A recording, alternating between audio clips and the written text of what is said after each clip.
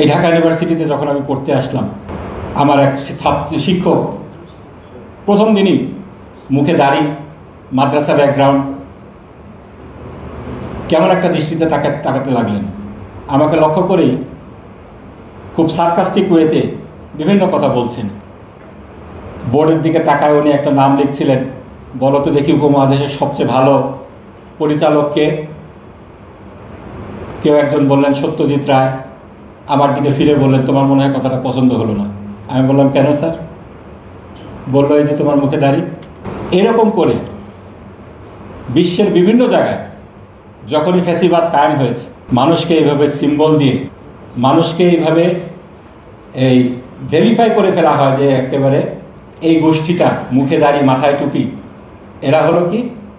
এরা হলো ধর্মান্ধ, এরা হলো উগ্র, এরা দেশবিরোধী রাজাকার।